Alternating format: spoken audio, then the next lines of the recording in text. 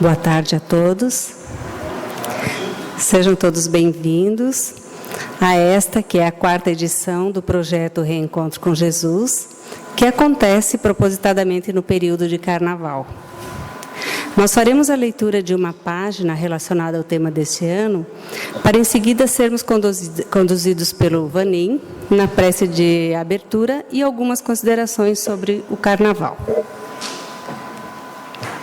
Então, do livro Vinha de Luz, do Espírito Emmanuel, não te afastes. Mas livra-nos do mal, disse Jesus, e isso está em Mateus, capítulo 6, versículo 13.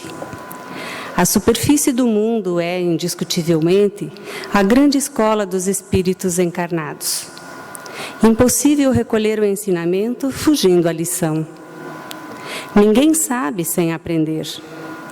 Grande número de discípulos do Evangelho, em descortinando alguns raios de luz espiritual, afirmam-se declarados inimigos da experiência terrestre. Furtam-se, desde então, aos mais nobres testemunhos. Defendem-se contra os homens como se estes não fossem irmãos no caminho evolutivo. Enxergam espinhos onde a flor desabrocha, e feridas venenosas onde há riso inocente. E condenando a paisagem a que foram conduzidos pelo Senhor, para serviço metódico no bem, retraem-se de olhos baixos, recuando do esforço da santificação. Declaram-se, no entanto, desejosos de união com o Cristo, esquecendo-se de que o Mestre não desampara a humanidade. Estimam, sobretudo, a oração, mas, repetindo as sublimes palavras da prece dominical, olvidam que Jesus rogou ao Senhor Supremo nos liberte do mal, mas não pediu o afastamento da luta. Aliás, a sabedoria do cristianismo não consiste em insular o aprendiz na santidade artificialista, e sim em fazê-lo ao mar, largo do concurso ativo de transformação do mal em bem, da treva em luz e da dor em bênção. O Mestre não fugiu aos discípulos. Estes é que fugiram dele no extremo testemunho. O divino servidor não se afastou dos homens. Estes é que o expulsaram pela crucificação dolorosa. A fidelidade até o fim não significa adoração perpétua em sentido literal. Traduz, igualmente, espírito de serviço até o último dia da força utilizável no mecanismo fisiológico. Se desejas, pois, servir com o Senhor Jesus, pede a Ele te liberte do mal, mas que não te afaste dos lugares de luta, a fim de que aprendas em companhia dele a cooperar na execução da vontade celeste, quando, como e onde for necessário.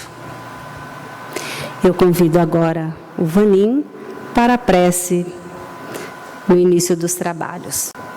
Almas queridas, nosso afago no coração de cada um, unamo-nos em pensamento e vamos orar. Senhor da vida, Pai amantíssimo, força criadora de todos nós,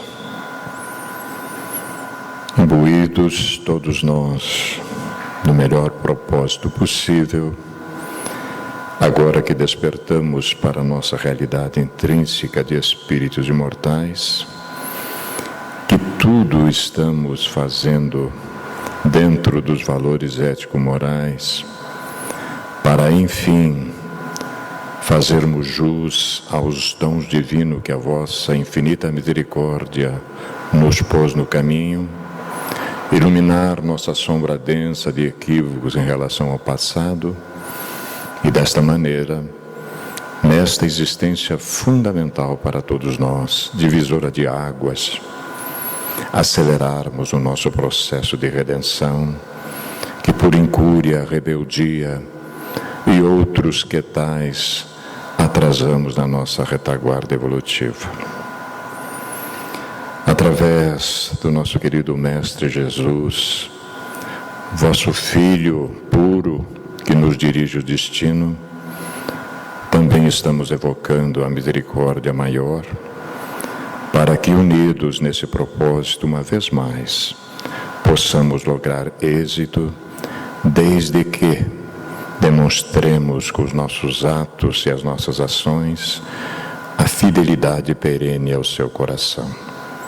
Sê conosco, Pai da vida, todos os instantes da nossa longa jornada perene em direção aos vossos braços amorosos.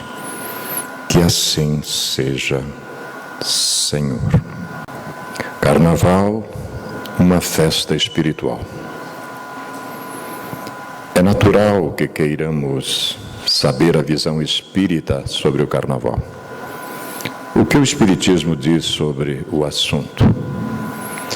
Opiniões materialistas de apoio e espiritualistas de condenação reforçam a consagrada dicotomia entre o mal e o bem, a sombra e a luz, o errado e o certo, o material e o espiritual, a visão maniqueísta do a favor ou do contra, do conflito entre dois lados opostos, é tendência comum para registrar o posicionamento de adeptos e críticos ante a curiosa temática.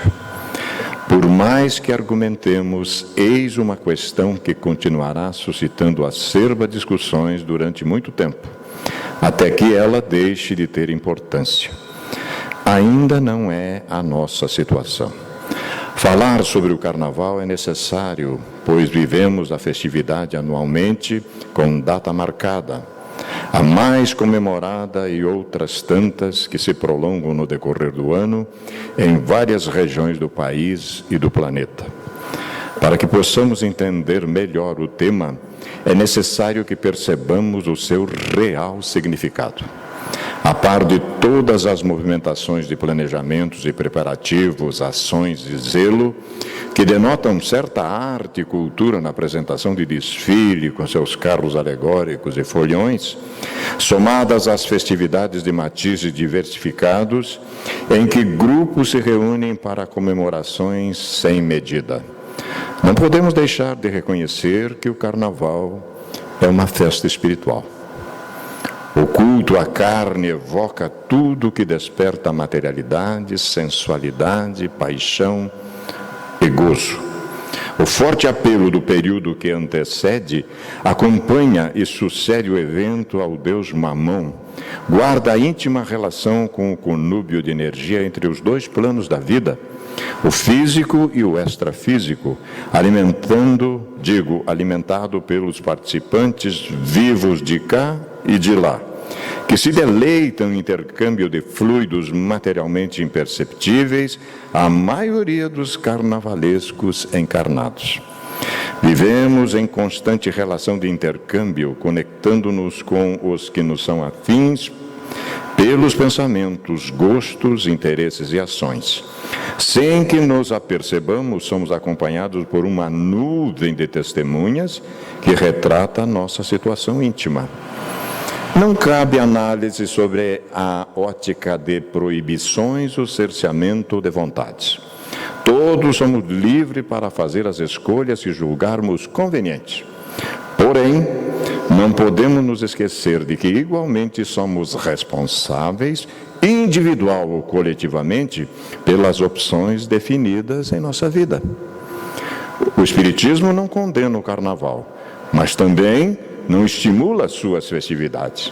Nesse período são cometidos excessos de todos os graus, com abuso de desregramentos no âmbito do sexo, das drogas, da violência.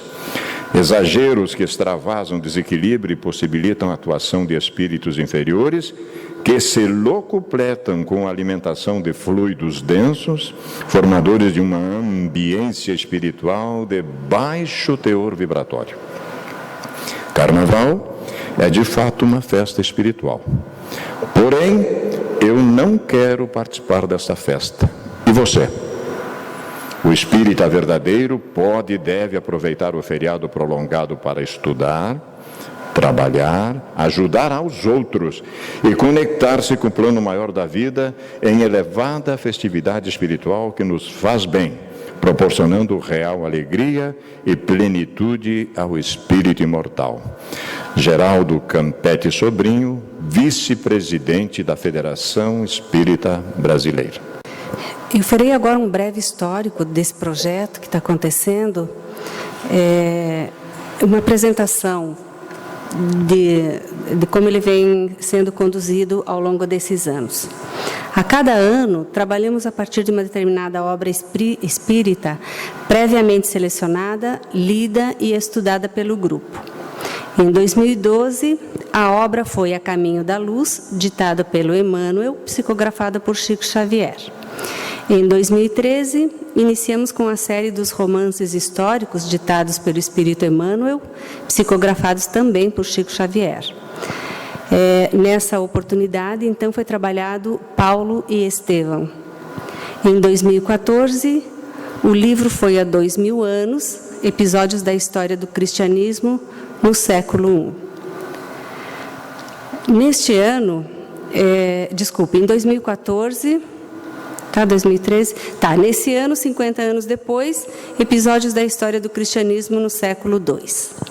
Os romances históricos de Emmanuel, resgatando momentos específicos do cristianismo, retratam, dentre outros aspectos, personagens reais que tiveram seus encontros e desencontros com o Mestre, o que acaba nos servindo como motivação para refletir sobre a nossa própria história com Jesus. A proposição desse ano se divide em 2 dias, hoje e amanhã. Para amanhã, teremos 4 diferentes pontos de vista que eu vou resgatar ao final desta tarde, com maiores detalhes. Hoje, teremos os expositores Gilberto, Ariana, Vanim e Fernanda. Haverá uma conversa, um diálogo de 50 minutos, faremos um intervalo de 10 minutos e retornaremos para os outros 50 minutos. Nesses 10 minutos de intervalo, nós estamos servindo café, chá e alguns biscoitos ao fundo da sala, mas aí avisaremos o momento de nos reportarmos ao café. Hoje, então, o diálogo sobre o romance, com destaque para a essência dos ensinamentos do Cristo, relacionando-os com as questões da atualidade. Eu convido, então, os colegas do grupo para sentarem aqui. O Eloy, acho que vai explicar que teremos o microfone para as pessoas poderem se manifestar no momento oportuno. Muito bem. Então, os mediadores desta tarde, André Luiz e Eloy Lemos. Muito bem. Muito boa tarde, meus queridos amigos. Eu já estava me sentindo de castigo aqui na frente sozinho. No ano de 1939, o Espírito Emmanuel, pela psicografia de Francisco Cândido Xavier, escreveu uma obra intitulada Há 2000 anos, e que foi publicada pela Federação Espírita Brasileira.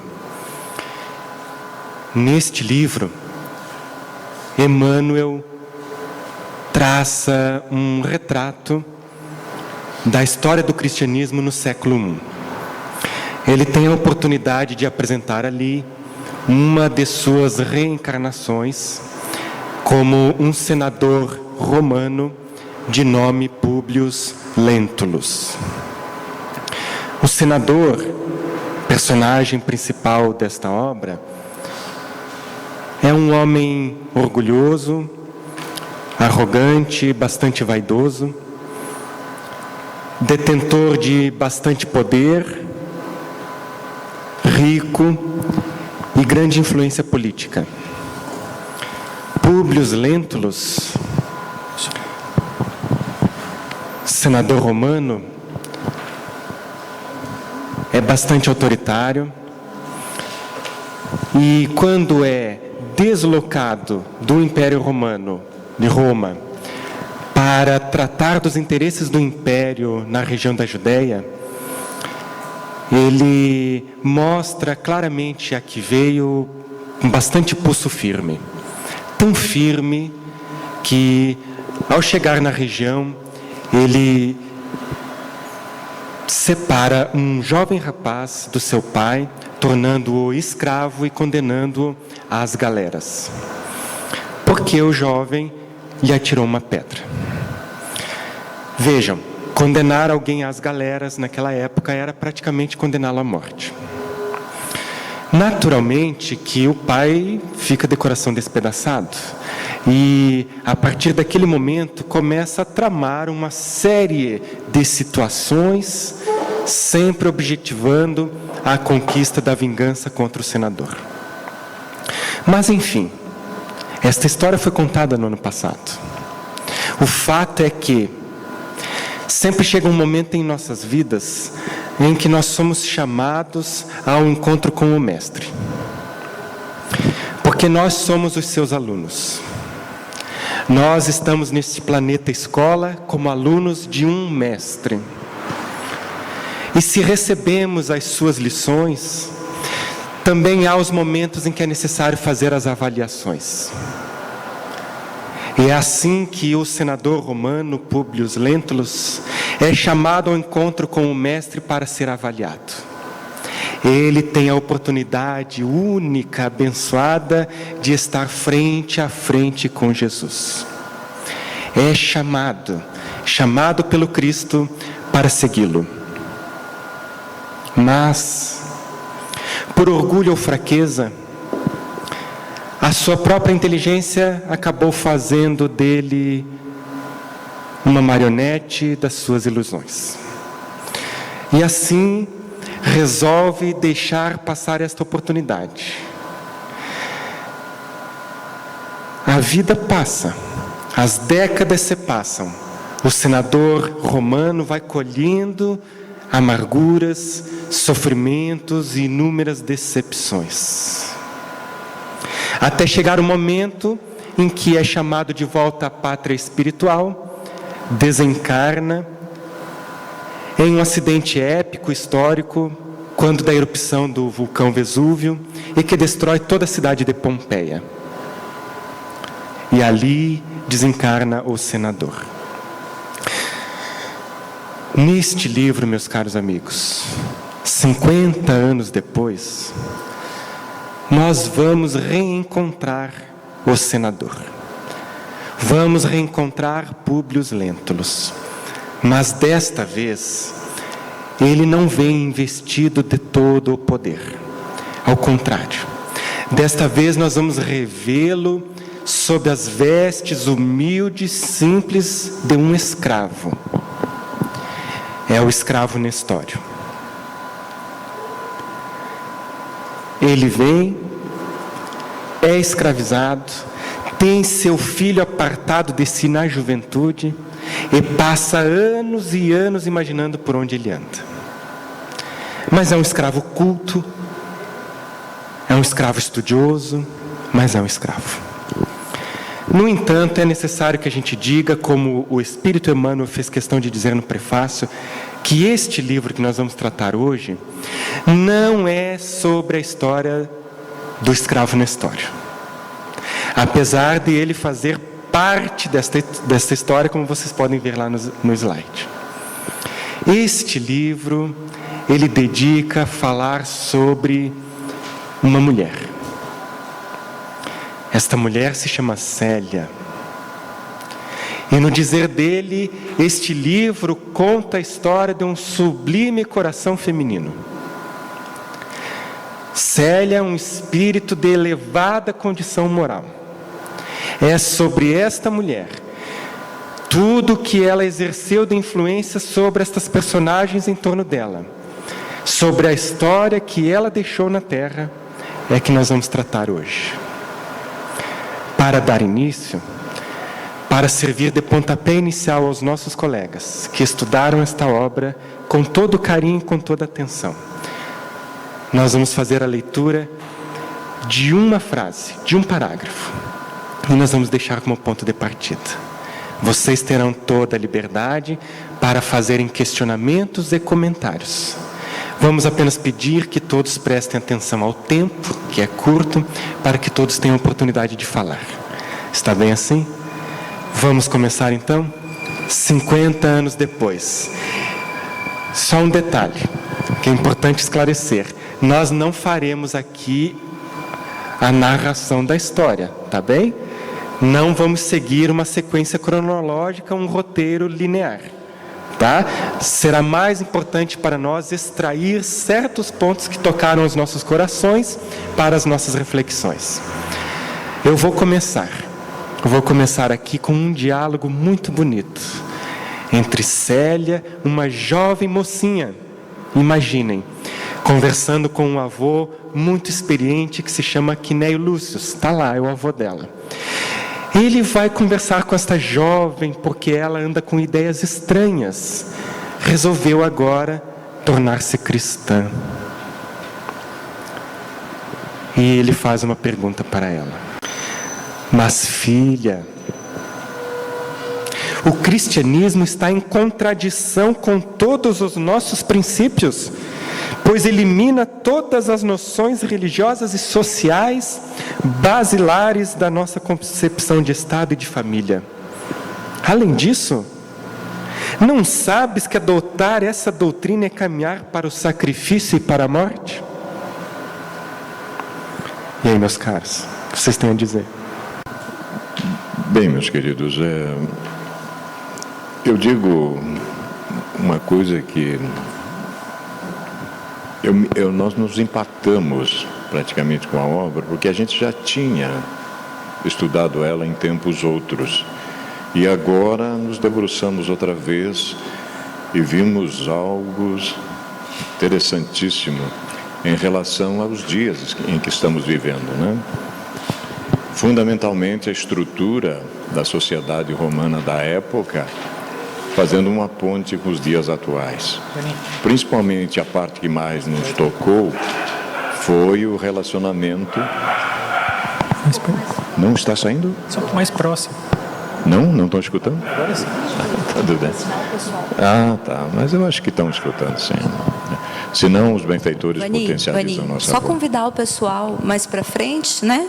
Que às vezes o pessoal fica um pouco com vergonha. Se quiserem chegar um pouco mais para frente, tá?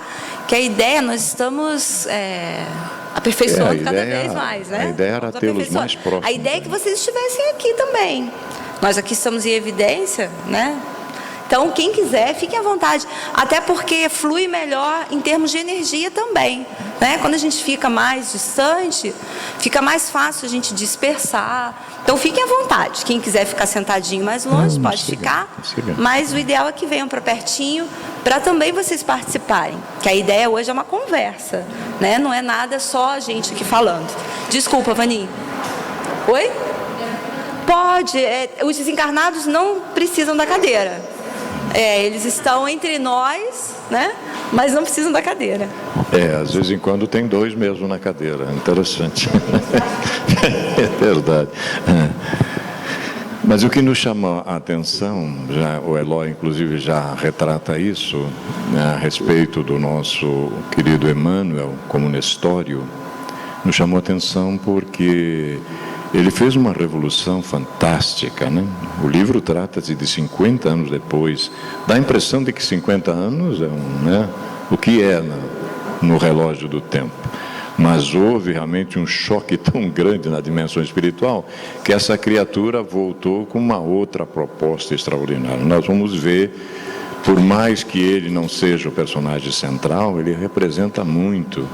E uma das coisas que nos chama a atenção a respeito dele, já que nós temos uma afinidade muito grande com o benfeitor há muito tempo, né, obviamente, foi que ao ele surgir naquela sociedade, ficar evidenciado que ele tinha um conhecimento, inclusive o livro usa uma palavra muito usada pelo próprio codificador, que é a mnemônica, né? Que a consciência dele estava tão aberta que ele tinha um conhecimento de Roma assustador. Ele era da Grécia, mas obviamente que a consciência dele não foi apagada em relação a que teria acontecido há 2000 anos, para que ele realmente pudesse também repensar nessas coisas. Então ele tinha um conhecimento que muitos dos próprios romanos daquela época, né, não tinham. Então isso foi me chamando a atenção, embora ele desapareça na primeira parte do livro, ele começa a narrar depois até o final, e a personagem central ser esse anjo realmente extraordinário como a Célia, mas no período em que ele está na obra, realmente ele deixa mensagens extraordinárias. Inclusive amanhã a gente vai evidenciar alguma coisa a respeito disso, né? Então nós achamos também que, por mais que a personagem central não seja o próprio Emmanuel, ele seja o narrador da obra, ele tem uma importância muito grande, né, nessa estrutura toda. Frente à provocação do parágrafo, então, o que vocês acham? Quando nós vamos tendo contato com as orientações, né, que Cristo dá para a gente, então, indo ao encontro, né, do cristianismo, a sensação que nos dá é de uma calma íntima, não é? Falávamos ao início, conversando de situações do dia a dia, em que ainda bem que acreditamos em Deus, que seguimos algumas orientações do Cristo frente às situações do dia a dia, porque senão nos revoltaríamos, entre outras coisas. Então, a princípio, as orientações crísticas nos trazem um alento ao coração frente às situações do dia a dia. Mas também, quando pensamos nas rotinas do mundo, dá para entender o que Quinéio quis dizer para Célia lá atrás. Vocês se sentem, no dia a dia de vocês, mais acalentados com as palavras do Cristo ou mais sacrificados, tendo em vista que, já tendo conhecimento sobre o bem e o mal, né? Sobre o caminho mais correto ou o caminho reto, vamos chamar do que quisermos. Como que tem sido, será para a gente, abandonar alguns costumes para seguir Jesus? Tem sido mais sacrifício? Como é que tem sido?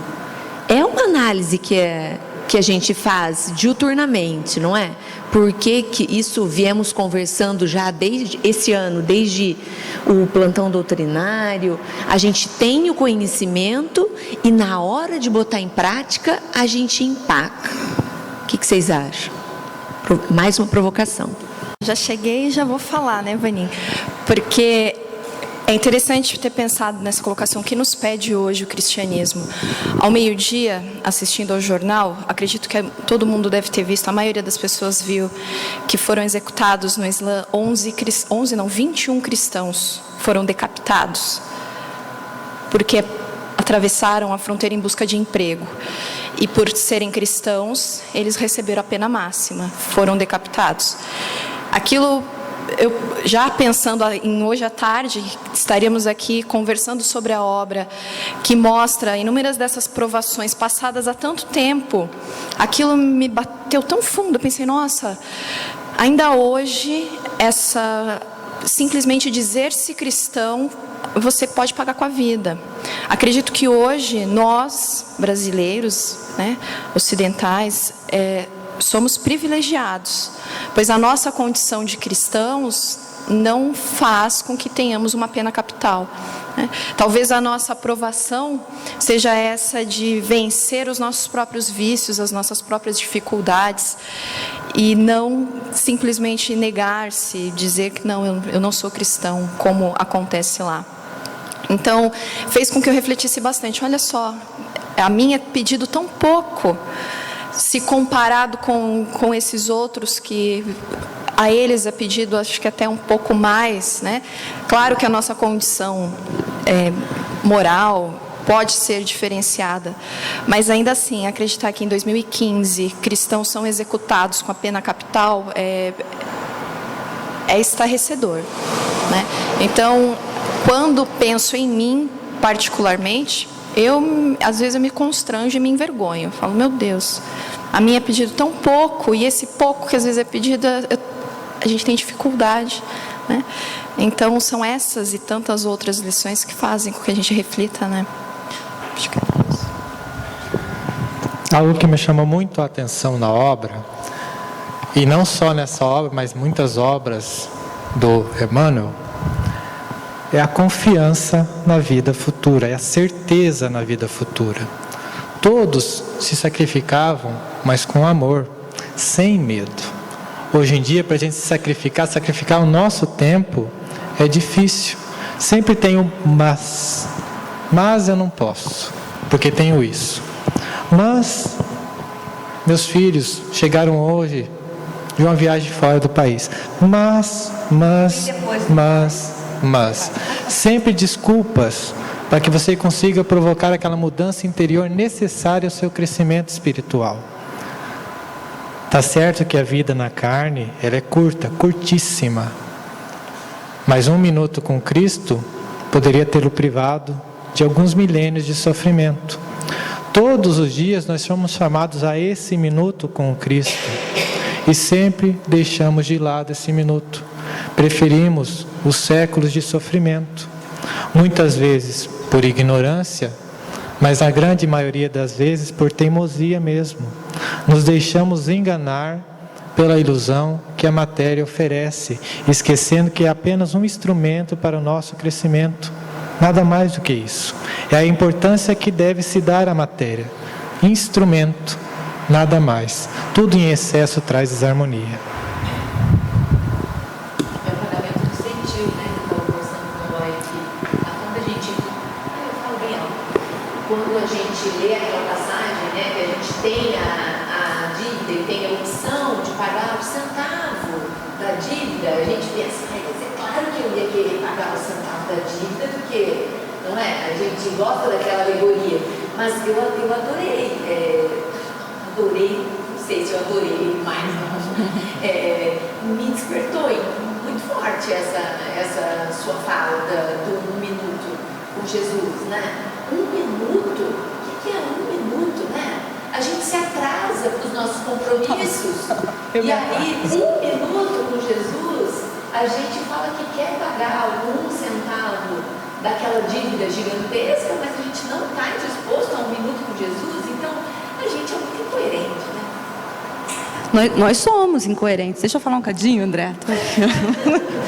Deixa eu falar. Eu falei que eu não ia falar muito hoje. Eu não posso falar, vou falar um cadinho amanhã também. E vocês também têm que falar. A proposta é essa. Cada um vai trazendo uma provocação e nós vamos costurando juntos aqui. A ideia é essa. As rodas, né? Vou sair comprando livro. A ideia é essa. Gente, o livro é muito bom. Quem leu sabe disso. E vale a pena ler de novo, porque o livro é ótimo, e quem não leu tem que ler. Então a gente não vai contar a história. Nós vamos falar alguns trechos aqui, né, para aguçar a curiosidade. Então, tentando fazer um gancho aí com tudo que falaram, começando com a provocação do Eloy, esse diálogo é fantástico, do avô. Neio Lúcio, para quem não sabe, depois vai psicografar por meio de Chico. É o Neio Lúcio das obras que chegam para a gente. Era o avô da Célia na época, né? E Neio Lúcio, o Emmanuel conta para a gente que ele é um espírito bondoso. Ele é um homem que, quando ele desencarna, quando ele morre, né, corpo físico naquela existência, foram muitas pessoas visitá-lo, foram muitas pessoas que estavam lá com o coração. Ele relata isso, né? Ele vai fazendo um retrato psicológico dos personagens. E o Neio Lúcio era alguém que tinha uma cabeça boa, aberta, alguém que não estava apenas preso em formalismos, convenções sociais. Só que ele teve dificuldade. Eu achei isso muito interessante quando eu li. Principalmente a segunda vez, eu prestei mais atenção nesse detalhe, porque ele tem dificuldade de entender a proposta do Cristo, de entender, ele fala com ela, o diálogo é maior, claro, né? O nosso amigo trouxe uma provocação. Ele fala para ela, mas como, Célia?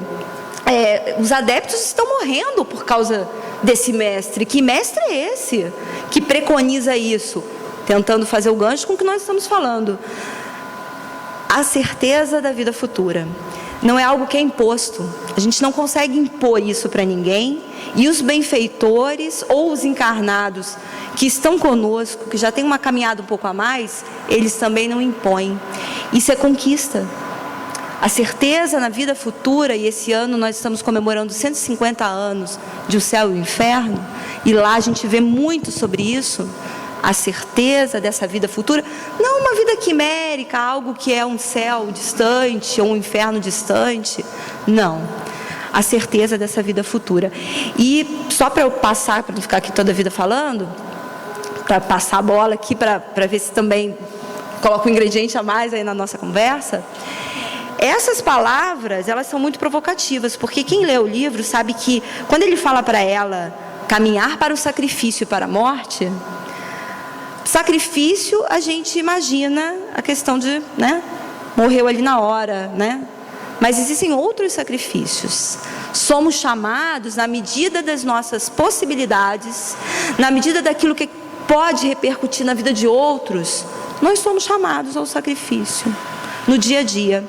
Lá no prefácio da obra, Emmanuel fala que a personagem principal é Célia e que muitos de nós temos os nossos problemas, as nossas dores, os nossos conflitos.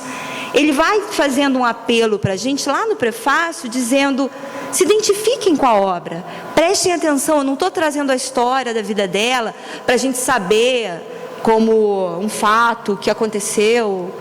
Não, é algo para você se identificar. Ele diz isso nas entrelinhas. E se identificando, pensar na tua realidade. O que a vida nos concita? Qual é o sacrifício que a vida nos pede? Será que a gente já parou para pensar nisso? Será que a gente já parou para perceber que a vida nos chama todo o tempo? Porque os chamados são muitos. A televisão chama, o capitalismo chama, a gente vive nele. Tudo chama. Mas existem outros chamados que, se eu tiver apenas conectada com as questões aqui, não tiver no minuto, porque o minuto que ele falou é ótimo, né? É simbólico, mas olha, vamos pensar. Se eu não me conecto com o que eu sou, que é a minha essência espiritual, eu apenas registro os chamados da matéria. Eu posso falar, não preciso disso não, minha opinião. Assim, eu sei que essa obra, mas eu vou falar de uma outra obra só porque assim, sempre está interligado, né? Eu estava passando por um momento bem triste, bem caída, e no livro Mestre de Amor, Joana diz assim, que há 20 séculos o Mestre está nos chamando, nos mostrando o caminho, sempre conosco. E ali ela diz assim, não desista, porque ele nunca desistiu. Quando eu li essa frase, eu não pensei quando eu desisti, eu pensei, mas quando eu estive com ele? Se ele esteve esse tempo todo comigo, e aonde eu estava esse tempo todo? Ele está comigo e eu não sei quem é, né? Eu ainda não estou sentindo como eu deveria sentir.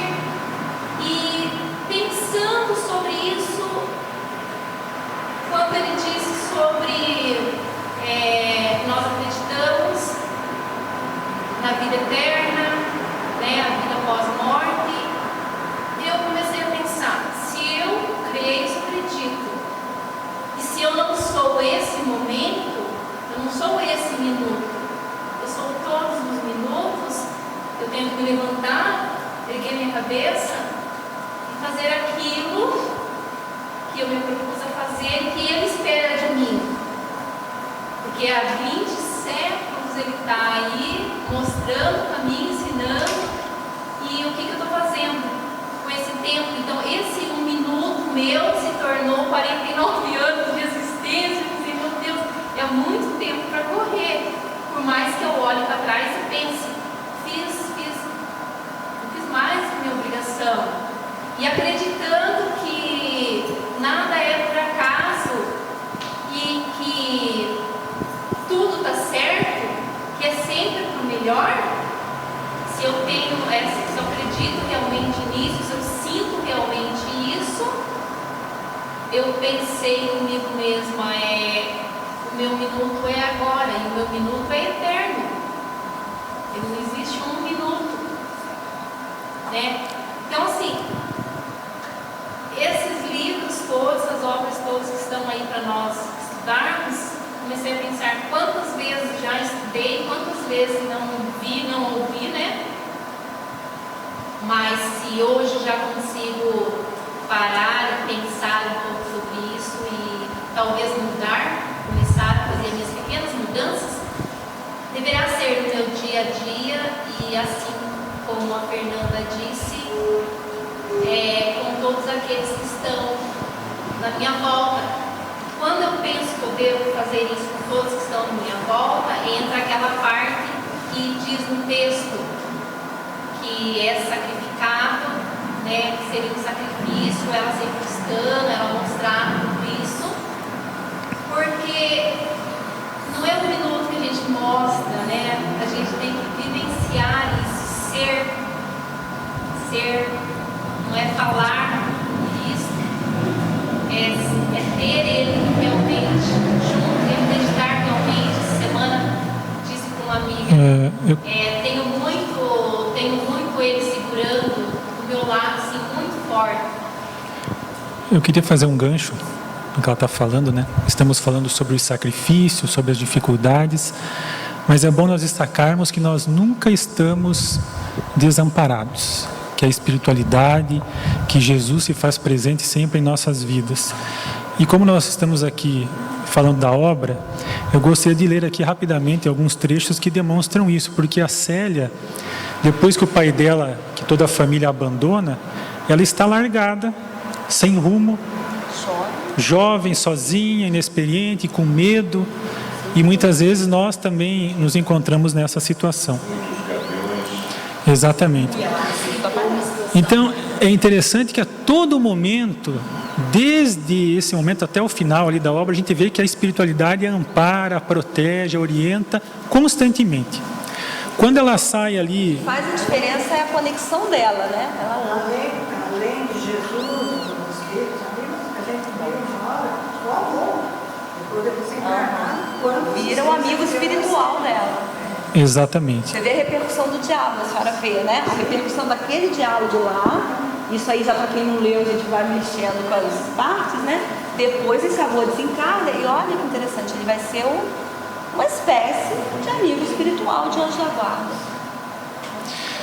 Então a gente vê, por exemplo, a Célia andando sem rumo, e ela fala assim que sentiu um olhar de uma desconhecida que lhe penetrava brandamente o coração.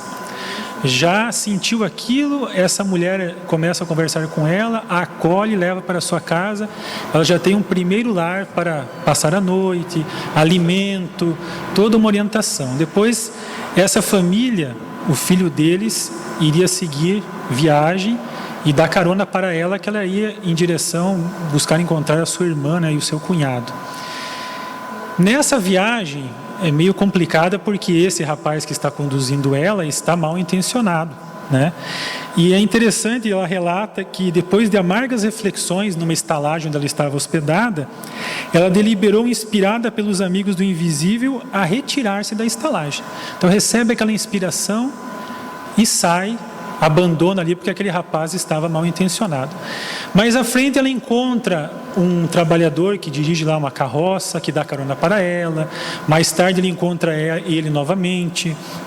Há um momento em que o próprio avô dela, que nem o Lúcio, aparece para ela e conversa com ela e diz assim: não desfaleças nas horas mais amargas, pois entre as flores do céu há quem te acompanhe os sofrimentos, fortalecendo as fibras do teu espírito desterrado. Jamais te suponhas abandonada.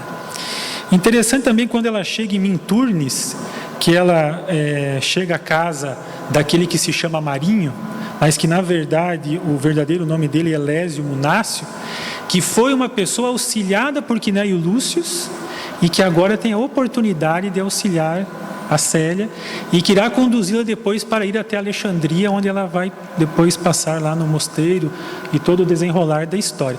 Então nós vemos que desde o momento, né, que começa ali essa sua amargura até o final da obra, a todos os instantes ela é inspirada, ela é guiada, ela é aconselhada, ela é acolhida pela espiritualidade.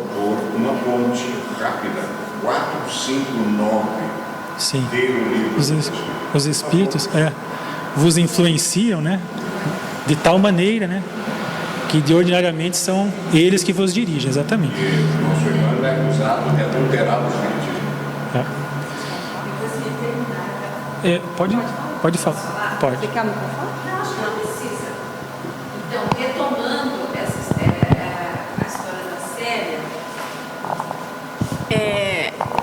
a gente, em tudo isso que foi falado antes do que você comentou, a gente vê que ela, nessa primeira conversa que ela teve com o avô, ela já refere e conta o quanto ela sentia que tinha vindo naquela encarnação para passar por todas aquelas dificuldades. O quanto ela sabia que ela não teria uma vida de felicidade como o mundo entendia que deveria ser, que ela não teria a família, que ela não teria o amor, enfim. Então, ela sabia que a vida dela não seria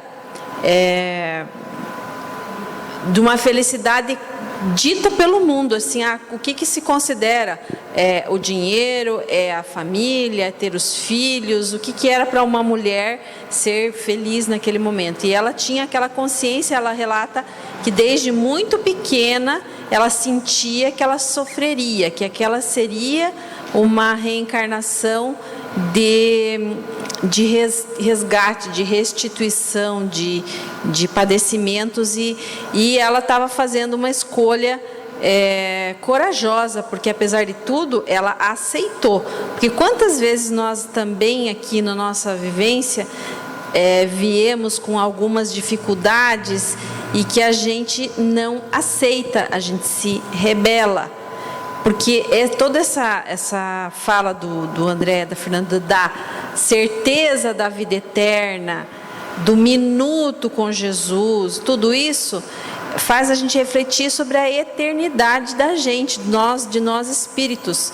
Então, às vezes nós estamos aqui tão rebeldes com alguma coisa que dura alguns meses, alguns anos aqui na Terra para nós, e que diante da nossa eternidade de espírito não é nem um minuto com Jesus, é uma coisa insignificante.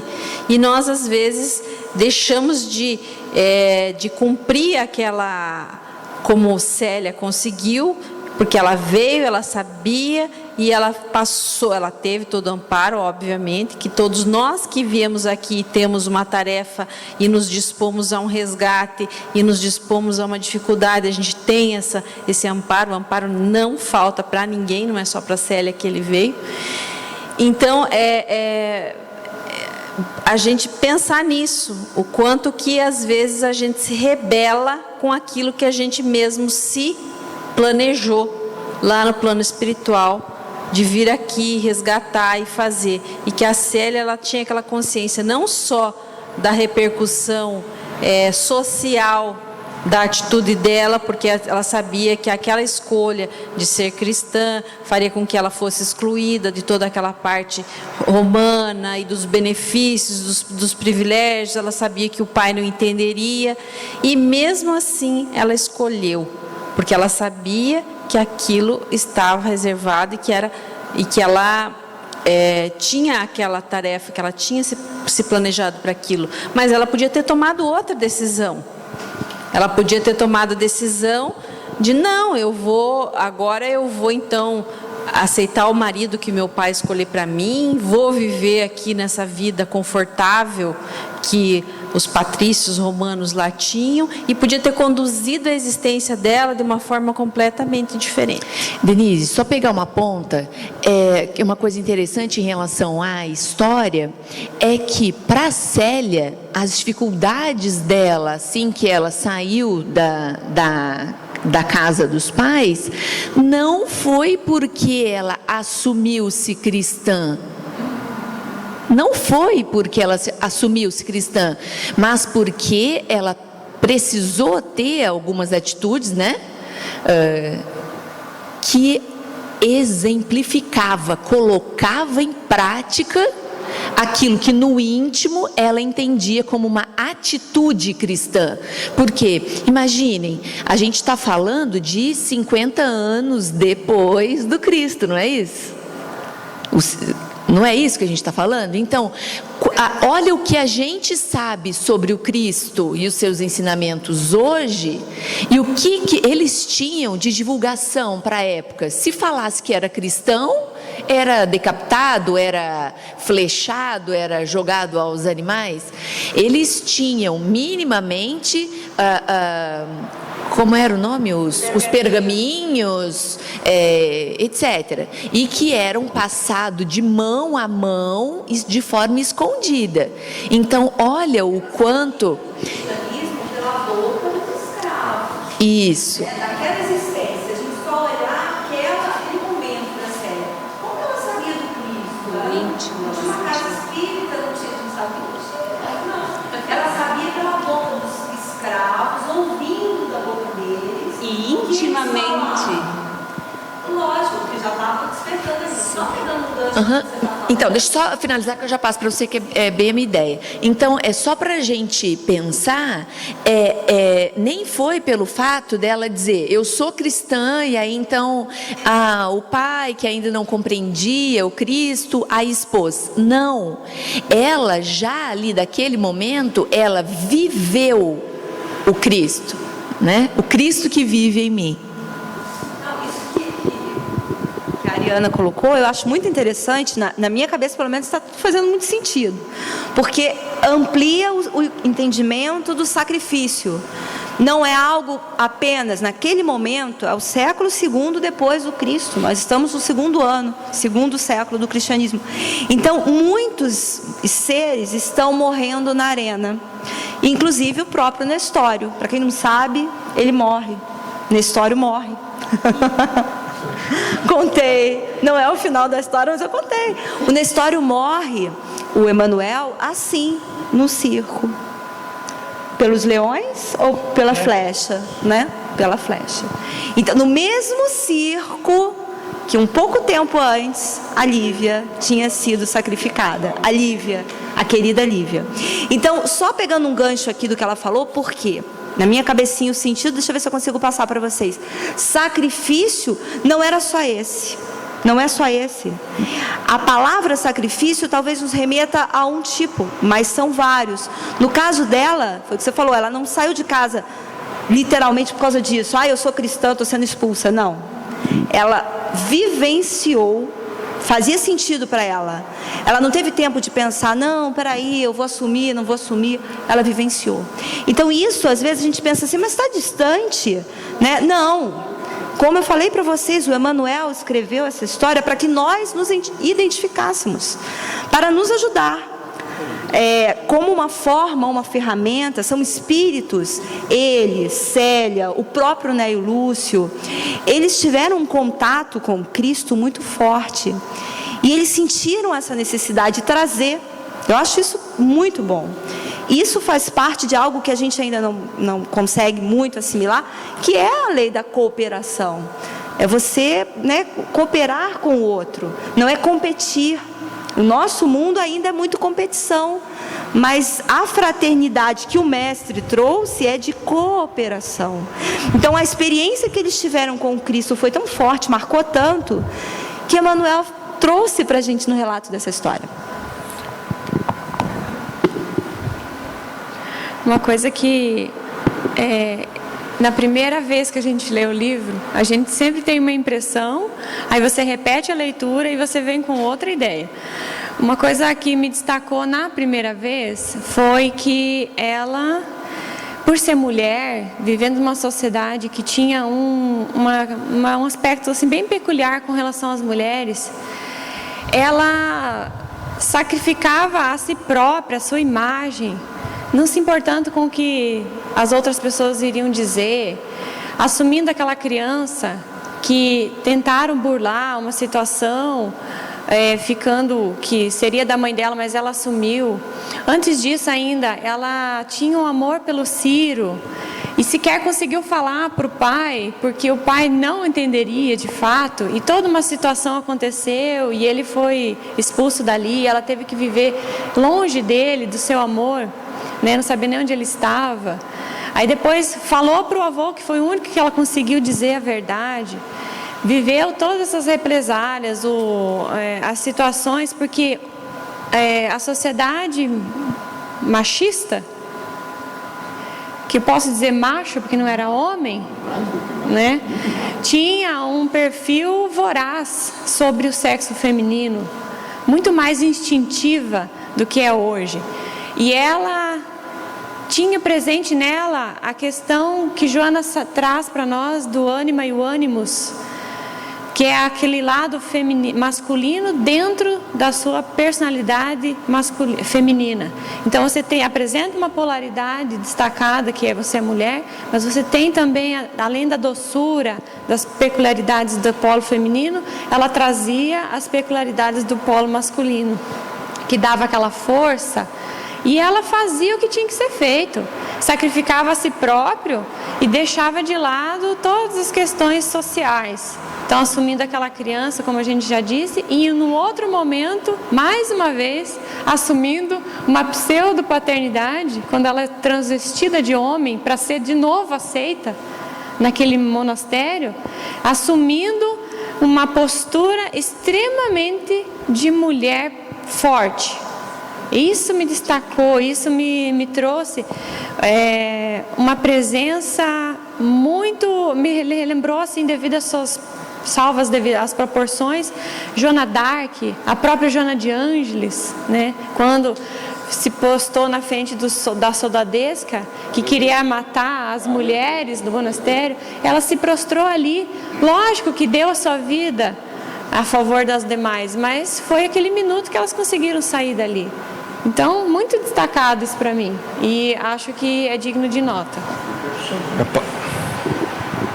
Bem, fala-se do sacrifício, né? Porque está no Evangelho Jesus dizendo que ninguém tem mais amor do que aquele que dá vida pelo amigo, ok? O Cristo cósmico não nos pede mais a existência física hoje, nos pede um tipo de renúncia: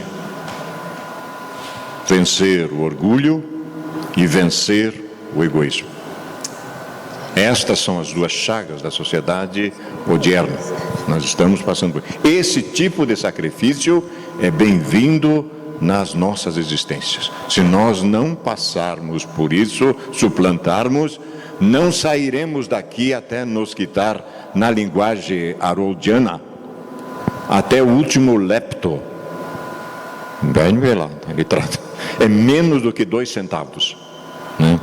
Mas é interessante. Então, fundamentalmente, a existência se propõe a isso: vencer esse bendito orgulho e egoísmo que ainda predomina em nós, como nós estamos vendo nesta sociedade atual, né? E que não era diferente na sociedade romana, obviamente, muito mais acentuado, porque ainda o instinto estava exacerbado, né? Não é dúvida.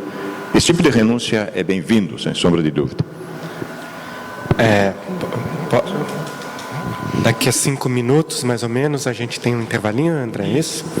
Então, só para a gente já deixar um gancho, a gente vai aproveitar, eu gostaria de aproveitar e voltar ao que a Denise tinha falado, a Ariana, e foi tudo andando assim, numa sequência muito interessante. Nesse diálogo nessa pergunta apenas do avô, e que gerou toda essa reflexão, isso nós estamos falando de uma pergunta no livro. Vocês viram todos os sacrifícios que ela fez, todas as atitudes tão doces, femininas e ao mesmo tempo tão firmes que ela vai tomando ao longo da sua trajetória nesta obra, nos conduz a muito mais do que pensar ainda. Mas então, para a gente deixar agora mais uma provocaçãozinha para continuar a discussão. Porque neste diálogo, ele faz essa pergunta, e ela responde. E ela vai responder o que então? Ela responde o seguinte. Porque ele pergunta, né? Você sabe que ser cristão é caminhar para o sacrifício e para a morte? Ele condenou, porque a sociedade condenava. Ela responde: entretanto, avôzinho, ainda não percebestes, talvez, para a circunstância de partir do mundo essa condenação, ao passo que Jesus prometeu as alegrias do seu reino a todos os que sofressem na terra por amor ao seu nome. Porque fazer escolhas a gente só faz quando a gente conhece as alternativas, senão a gente não tem escolha. Agora, quando eu conheço esta alternativa ou esta, e aí eu escolho sabendo que eu estou deixando para trás, aí é verdadeiramente uma escolha. É verdadeiramente colocar em prática a minha liberdade de pensar e escolher. Vocês querem começar a comentar? Ou vai dar o tempo pro biscoitinho? Então vamos dar 10 minutinhos, tá, gente? Pro biscoitinho, que daí todo mundo se abraça, que tá todo mundo com saudade um do outro, e aí a gente volta para cá, 10 minutos, tá? Eu gostaria de iniciar aqui a nossa conversa lembrando um assunto muito importante que fica muito evidente nessa obra, que é a questão da reencarnação, né? Sem a reencarnação, tudo que nós estaríamos falando aqui não faria o menor sentido, né? Essas pessoas estão aqui nesses grupos por conta da reencarnação. Cada um no local certo, no grupo, conforme o seu passado, né? E o seu futuro também. Mas nós poderíamos explorar várias questões aqui da reencarnação. Primeiro, eu gostaria de destacar que para os cristãos, realmente a reencarnação era uma realidade. Como realmente Jesus havia difundido, né, apesar de outros pensadores e filósofos, antes de Jesus também terem falado sobre a reencarnação, mas para os cristãos isso era uma verdade muito forte, a questão da reencarnação, essa fé robusta na vida futura também. E a questão dos tramas e dos dramas que a reencarnação nos remete. Eu gostaria de destacar, que eu achei muito interessante, a situação do Ciro. Que o Ciro, ele desencarna e ele fala o seguinte para a Célia, enquanto ela visitava ele no cárcere. Ele diz assim: suponhamos que vou fazer uma longa viagem, imposta pelas circunstâncias. Mas se Deus permitir, estarei de volta ao mundo no dia imediato, a fim de nos encontrarmos novamente. Como será esse reencontro? Não importa sabê-lo, porque de qualquer forma, sempre nos amamos pelo Espírito dentro de nossas realidades imortais.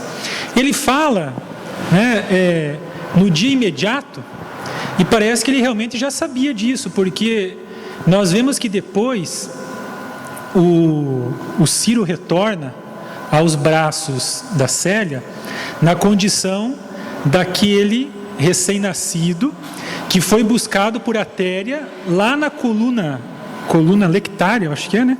Esse é o nome, Lactária, que era o local onde eles deixavam ali, abandonavam as crianças recém-nascidas.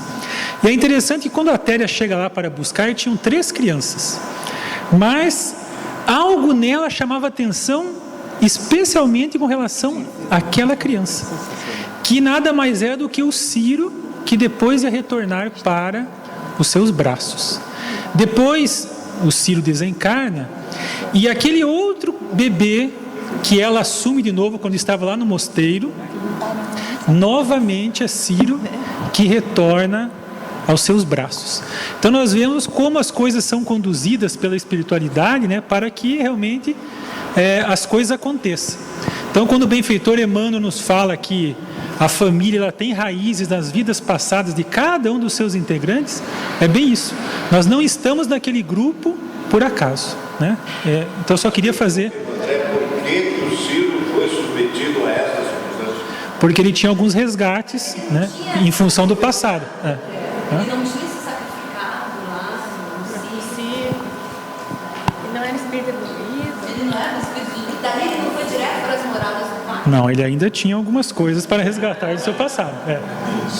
E é muito interessante essa passagem, isso que a Fernanda falou agora, porque eu também muitas vezes fiquei pensando, depois de ler o livro, sobre isso. Porque a gente vê que Nestório reencarna como escravo e dá sua vida no circo em nome do mestre, porque ele não renuncia ao cristianismo. Vemos Ciro nesta situação interessantíssima que o André explicou, também desencarna no circo por ser cristão e não renuncia ao cristianismo. E aí para a gente para pensar assim, puxa vida, né? Sacrifício máximo que essas pessoas fizeram. Já está bom. E já está bom, porque então deveriam já ir para as mais elevadas esferas que a gente possa imaginar. E no entanto a gente vai percebendo ao longo do livro que não é tão simples, né? Porque o Ciro reencarna, volta para os braços de Célia e desencarna quanto tempo depois, André? Pouquíssimo tempo, meses, uma criança. Depois, de novo, ele fala para Célia: ainda tenho séculos de resgate pela frente. A gente vê Nestório, este espírito já tão desperto nesta reencarnação, mas a gente sabe que ele é o espírito Emmanuel. Então, quantas e quantas caminhadas, né, na romagem terrena ele ainda teve que fazer para ser o espírito venerando que nós conhecemos hoje. Então, realmente os sacrifícios que Jesus nos pede são maiores. E dar, às vezes, a vida física ainda não é suficiente.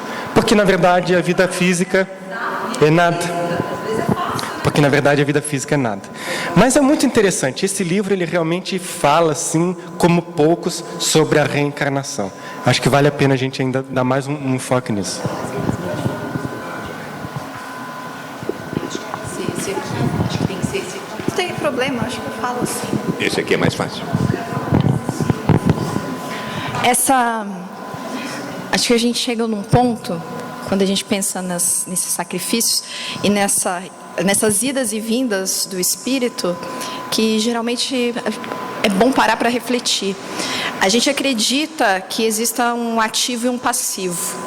A gente tem débitos, resgates a serem cumpridos. Cumpridos os resgates, eu me sinto livre para não ter mais a necessidade do sofrimento, do padecimento, como se isso fosse uma necessidade apenas dos devedores, daqueles que precisam cumprir esse resgate.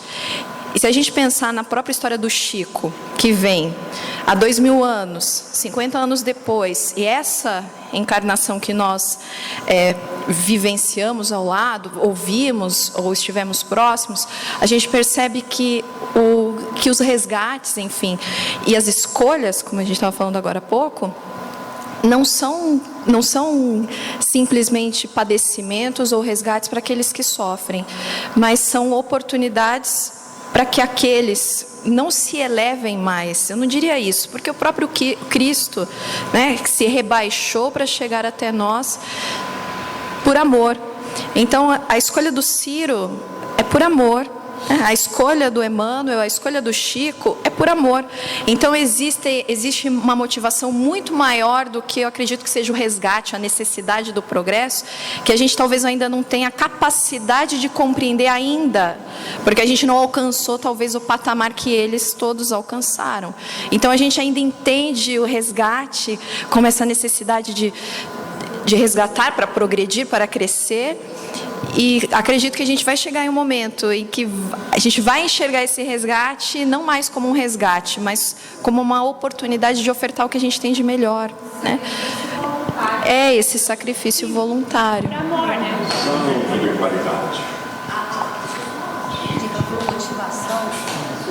Ela falou motivação, né? Você falou motivação. Mas alguém também tinha falado, acho que foi a Denise. Motivação. Vou deixar só um instantinho. Motivação. Aí eu anotei aqui para mim, né? Qual é a motivação? Qual é a motivação da Célia, né? Para quem leu a história, para quem está se inteirando da história, né? Pensar sobre isso. Qual é a motivação? Qual é a motivação dos espíritos que já alcançaram um certo patamar? Chico Xavier. Né? Qual era a motivação? Não era ter o aplauso do mundo. Claro que não. De jeito nenhum. Posso responder? Né? Não, a gente já sabe, é provocativo Jesus mesmo. pronunciou a palavra em Francisco, amor. Lembra, Francisco? Os mártires desceram ao céu. Lembram? Foi a primeira vez que nós vimos o amor incondicional. Porque ele deu o exemplo. A segunda palavra no alfabeto de o mestre que deu o que pregou. Único. A gente vê a preocupação de todos dessa dificuldade das pessoas não entenderem as questões da reencarnação, da imortalidade, da continuidade da vida. E nós que já estamos nesse meio, nessa faculdade, nesse estudo, o que é que nós temos feito para acabar com essa questão tão objetiva e tão precípua a nós, seres humanos, que está caminhando a passos muito lentos? Numa ocasião, Emmanuel nos diz que nós somos contraventores das leis divinas. Além do Marcos, quem mais aqui é advogado? 2, 3, quem mais? Então, para um advogado, a palavra contraventor é muito pesada. Se nós chegarmos numa delegacia e formos chamados de contraventor, nós somos criminosos, né? Então, nessa oportunidade redentora que nós nos achamos aqui, discutindo essas maravilhas dessa passagem, desse episódio que Emmanuel nos conta, nós perguntamos: e nós? O que nós temos feito para acabar com essa ignorância da humanidade? Que o problema da humanidade é a ignorância. Não sabem ainda o motivo de por que vieram aqui, por que sofrem, de onde vieram, para onde vão, qual o motivo da dor, por que Jesus teve que vir, um espírito de tamanha grandeza, de 16 bilhões de anos, ter que descer à terra do qual ele é o governador, com 4 bilhões de anos, esse planeta que nós vivemos, para vir nos ensinar o que ele nos ensinou naquela oportunidade, e nós até hoje não aprendemos. E nós espíritas, na condição da terceira revelação, ouvimos os contos anteriores ao estágio que nós nos achamos, aprendendo e estudando. Precisamos fazer alguma coisa, principalmente os palestrantes, seja qual for o assunto que estiverem tratando ali naquela tribuna, não deixem de falar por que sofre, de onde que vem, para onde que vai, qual é a razão de estarmos aqui. Citar exemplos claros e compreensíveis para que a humanidade desenvolva esse talento que a terceira revelação nos traz, com mais velocidade, para nós tirarmos essa humanidade da dor, do sofrimento. Quando o André tratou ali que não há nada que se faça sem o entendimento da reencarnação, é verdade. Já viram nós que sabemos e estamos estudando essas questões, o quão é difícil conversar com uma pessoa que não aceita a reencarnação? Esses nos chamam de louco. Esse cara é doido. Não, ele é espírita, tem parte com o demônio, não quero conversa com ele. Não sabem nem o que é espiritismo. Então, gente, esta sala aqui que nós estamos vendo, que nós podemos contar os encarnados aqui, não são só nós que estamos aqui, não. Todos já disseram isso. Mais uma vez, esse momento desse evento, para nós conciliarmos a harmonia e o equilíbrio vivencial no planeta, na nossa cidade, aqui no nosso município, nesses dias de carnaval, tem programação feita com tudo isso que nós estamos fazendo aqui, que nós estamos estudando, que nós estamos transmitindo, para os irmãos nossos desencarnados, aqui presentes, neste instituto educacional, neste posto de assistência. Então, cabe a nós espíritas e principalmente aos palestrantes não deixarem, em momento nenhum, nas suas palestras, de divulgar a importância dos pontos básicos das razões do homem estar na Terra. Vou falar um pouquinho aqui sobre a reencarnação, que eu anotei no livro. A reencarnação como consolo, como esperança. Tem um trecho aqui, quando Célia estava na estrada da amargura, e o avô então aparece em espírito para ela, porque ela estava muito num estado de sofrimento muito grande, e diz assim para ela: nunca mais voltarás ao aconchego do lar paterno, ao qual te sentirás ligadas pelos elos inquebrantáveis da saudade e do amor, através de todos os caminhos. Mas essa separação de tua alma, dos nossos afetos mais queridos, será como um ponto de luz imorredora, assinalando a transformação dos nossos destinos. Teu sacrifício, filhinha, há de ser para todos sempre um marco renovador de nossas energias espirituais no grande movimento das reencarnações sucessivas em busca do amor e da sabedoria.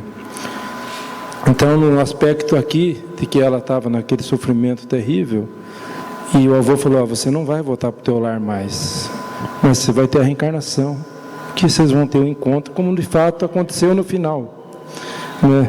E o que eu queria deixar aqui, então, como um ponto que eu trago para reflexão, e que me fez parar um pouco, é a questão da caridade. O lema da doutrina, né, o princípio básico, fundamental, é: fora da caridade não há salvação. E há um trecho aqui em que Célia está lá no horto, vestida de homem, né, usando o pseudônimo Marinho, e ela falando com o Ovídio, que é o pai dela, bem na hora dele se despedir para retornar a Roma.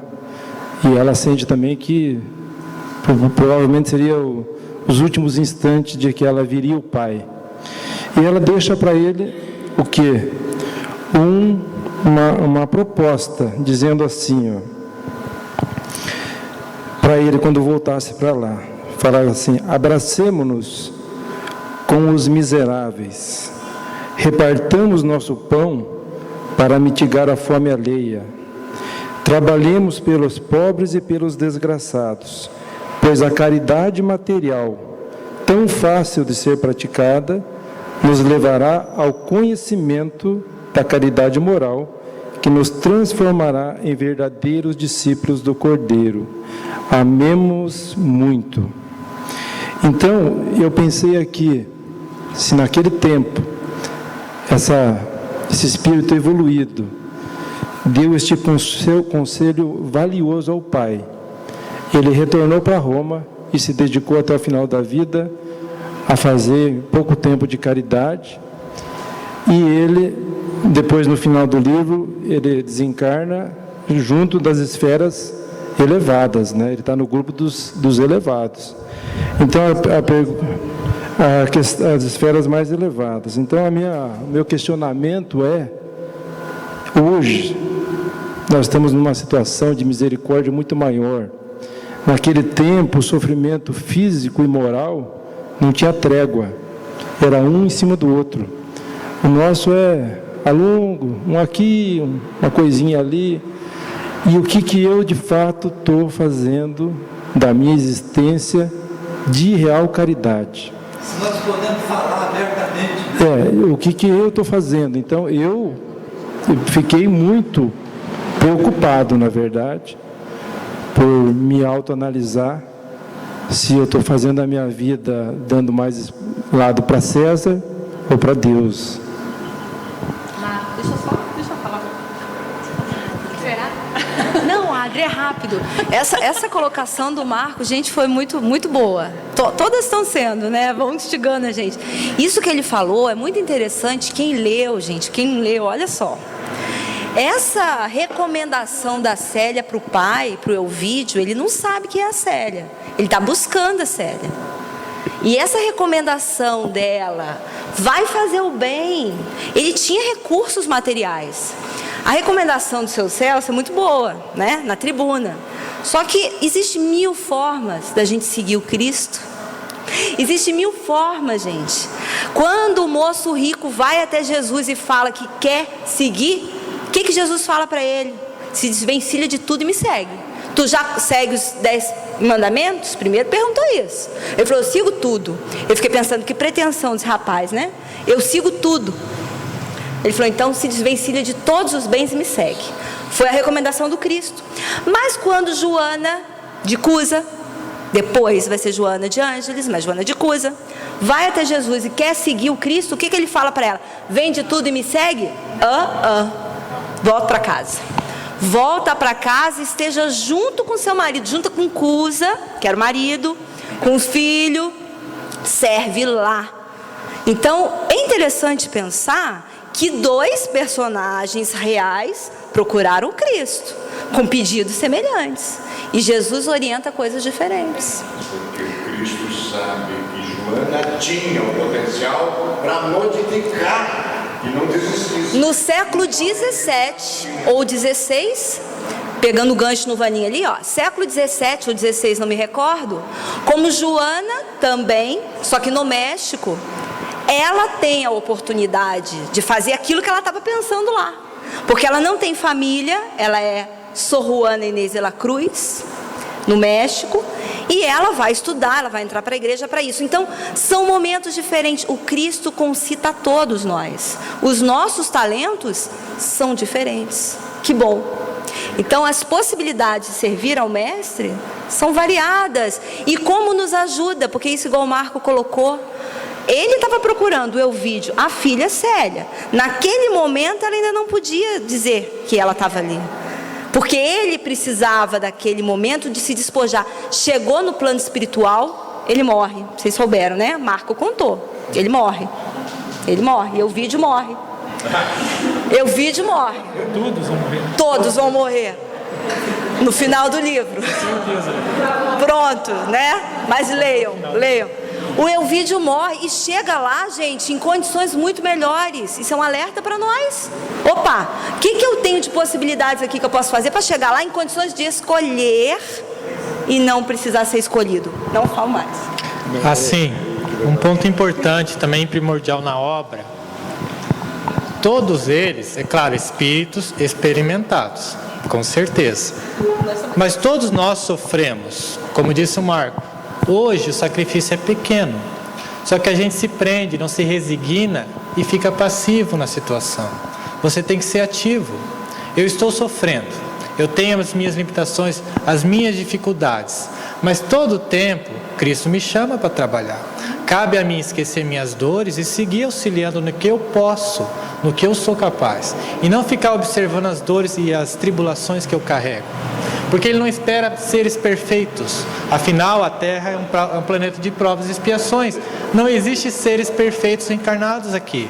Todos estão ou resgatando ou expiando. Mas todos, sem exceção, têm a oportunidade de dar o seu quinhão de bondade, se quiser, né? Posso pegar o gancho? O Marco falou desse ponto que eu também achei que pega no pé e no calo e no cabelo, em tudo que é lugar e puxa.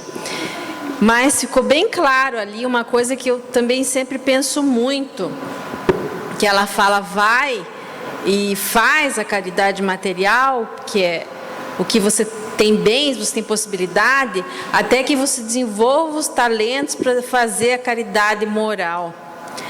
Aí eu falo que nós ainda estamos muito preocupados com a caridade material, que em nenhum momento vou dizer aqui que não seja necessária, que é impossível ensinar quem está com fome, é impossível querer que alguém aprenda qualquer coisa.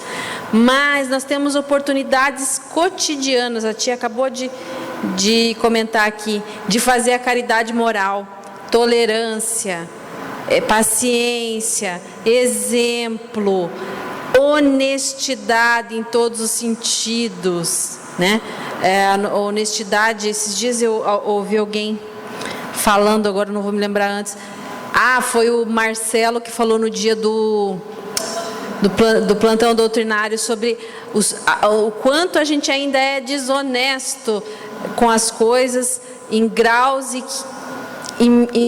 infinitos, e que quanto entre a nossa honestidade, aquilo que a gente já considera correto e aquilo que realmente é honestidade, quanto tempo que a gente e caminhada a gente vai ter. Então, pensar nessa caridade moral que está mais ao nosso alcance, mas que é tão não mais difícil de fazer, mas que é a principal, né? Sobre os palestrantes, falar bastante sobre a reencarnação. Nós sabemos também que dentro desse campo é muito importante falar, mas tem uma parte, não lembro qual é o livro das obras básicas e mensagem, que diz que a maior caridade que nós podemos fazer é na divulgação da doutrina espírita. Então, dentro desse campo de palestra... É verdade, o pessoal só diz isso. Sim, o interior diz como. Sim, claro. Sim, temos vários. Fala. Então, Leon Denis que fala. Então, nós temos muitas oportunidades de fazer caridade, não só se desvencilhar dos bens materiais, ou jogar fora e pronto, não é assim, né? Nós sabemos que tem muito campo de fazer essa caridade. E a maior caridade é um exemplo, né? Uma pessoa chegou até mim e perguntou, sim, né? Eu tenho muitos conhecidos, como eu trabalho com costura, então assim, é um entra e sai o dia inteiro na minha casa. E aí eu sempre deixo umas mensagens por lá. Aí me perguntaram, o que você é? Eu disse, sou espírita. Aí essa pessoa me olhou e disse, nossa, mas você é tão boazinha. Eu disse, pois é, existe espírita bom. Você já tem capeta. Já existe espírita bom, então assim, quis conhecer um pouquinho mais. Quis uma mensagem, né? Bom, eu queria aproveitar também. Você vai falar agora? É só para fechar. Então fecha. Eu acho que fecha ou abre. Agora fiquei na dúvida. Vai amarrar com o que o Marco falou, Denise, o que tu falou. Joana de Cusa fez a proposição lá, aquela conversa com Cristo, porque ela se encantou com aquele Messias divino, com as suas colocações. E aí, tenho família, como que eu faço? Largo tudo e sigo Jesus? E aí nós vamos encontrar uma fala de Nestório, quando nas catacumbas ele fala sobre a questão da família. Aí ele diz assim, se um homem é a partícula divina da coletividade, o lar é a célula sagrada de todo edifício da civilização. Um homem divorciado do bem e um lar envenenado pelos desvios do sentimento operam os desequilíbrios singulares que atormentam os povos. Então, o exercício da caridade também pode ser e deve dentro do lar. Exercício dentro do lar. Porque a questão da família, como ele fala aqui, se o teu lar, se você está desvinculado do bem, mas se no teu lar está envenenado, o povo, a humanidade inteira está comprometido. Porque é da família que são os pequenos núcleos. Veja como Deus é incrível nas suas colocações, nas suas organizações, perfeito, justo. Organiza a família para que a gente aprenda a amar e respeitar, trabalhar em uma pequena sociedade, para que então, dentro desse exercício, sermos cada vez melhores, partindo para uma situação de fraternidade universal, da família universal. Então, a proposta da caridade material para com os outros e a moral para com os outros também deve ser exercida dentro do nosso lar. Não tem jeito. Acho que deve iniciar, né, dentro do lar. Eu sei que o Herói vai falar, mas não tem jeito, Herói. Falou ruim. A ruim. Obrigada por me oportunizar a fala. Não tem jeito. Onde estivermos encontrados no próximo, a gente vai ter que amar. O Haroldo veio aqui ano passado, a mensagem dele foi basicamente essa, não tem jeito. Onde nós estivermos no próximo, no lar, fora do lar, nós temos que amar. E a boa notícia é que é o caminho. É esse mesmo. É a boa notícia. Sim, eu acredito que nós queremos grandes projetos. Nós lemos as obras e vemos os mártires, e Joana, e Chico, Emmanuel, e nós queremos também uma grande missão, e nós queremos salvar a humanidade, e nós queremos os grandes projetos. E muita gente acaba se equivocando. Eu acredito que tem muito espírita também que é alienado, com certeza, porque faz parte dessa propriedade humana que nós temos.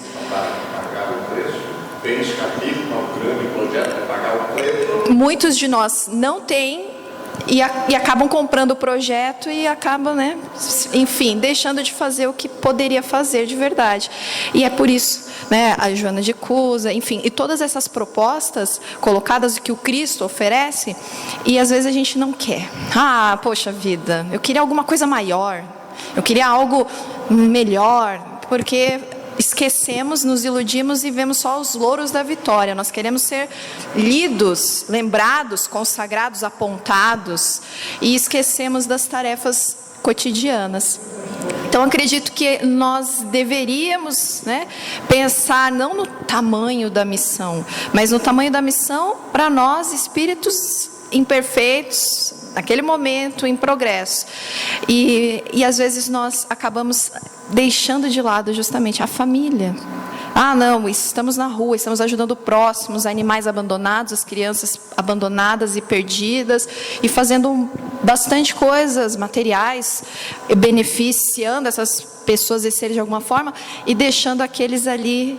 Ah, não, mas isso aí é na minha casa, isso aí depois eu resolvo. Ah, isso aí depois dá-se um jeito e a gente leva de qualquer jeito, e as crianças crescem, e os pais envelhecem, e saem de casa, e as pessoas morrem.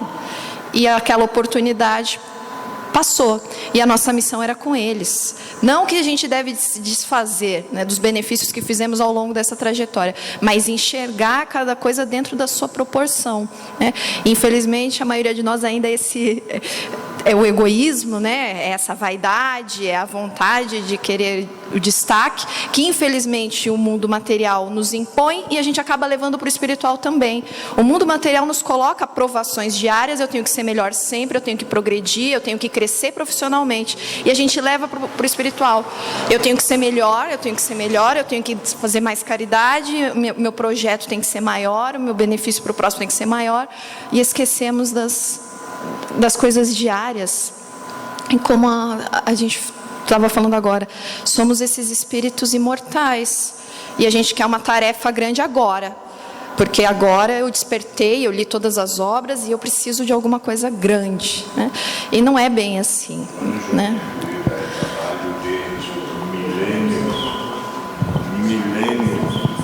A maior missão é aquela que já podemos fazer e já fazemos. Já é a maior missão. Aqui na obra tem a resposta a esse questionamento que você falou. Quais as grandes obras que nós podemos fazer aqui na Terra? Então está aqui, ó, o Elvídio, já no plano espiritual, depois de calmo, que eu já contei mesmo, bem refletindo sobre tudo o que aconteceu, ele fala assim: agora aos nossos olhos, os maiores feitos da Terra são as ações humildes e pequeninas. Você quer no pouco e no muito. Humildes e pequeninas, então não temos que querer e realizar como espírita grandes coisas. As difíceis são as pequenas e as humildes. Então, Omar, O átomo primitivo ao alcance. não, disputar com o pessoal no microfone e o Vanin sem o microfone é quase uma covardia.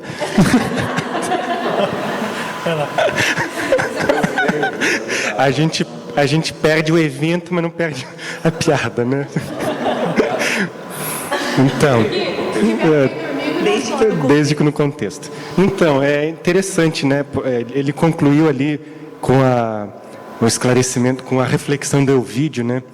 Então, agora as grandes obras são outras, né? Aos olhos daqueles que desencarnaram, as grandes obras passam a ser as coisas pequenas e humildes. Mas isso é muito interessante. Então, por que será que a gente planeja reencarnar para fazer coisas tão pequenas e humildes, mas chega na Terra desejando coisas grandes e vistosas, e sempre repetindo os mesmos erros, né? Eu queria fazer esse gancho com aquilo que a Fernanda tinha falado. Quando duas pessoas completamente diferentes chegam a Jesus, oferecendo-se para segui-lo, e ele dá orientações completamente diferentes, por conhecer que o momento de cada um é diferente. Há um momento em que um tem que fazer isso, há um momento em que o outro precisa aprender aquilo. O aprendizado de cada um é diferente, e é em tempo diferente. Então, quando eu programo a minha reencarnação, Eu não programo porque eu quero aparecer bem na fita, ou porque agora eu me dei conta dos milênios de equívocos. Não, eu programo para fazer aquilo que será importante naquele momento para o meu aprendizado.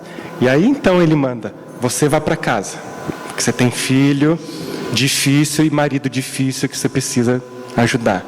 Você desfaça de tudo, vem comigo. É diferente, né? São bem diferentes. E afinal de contas, qual que é a programação de reencarnação deles? Qual foi, hein? Eu queria chamar a atenção para esse fato. Tem tudo a ver com o que a gente está falando.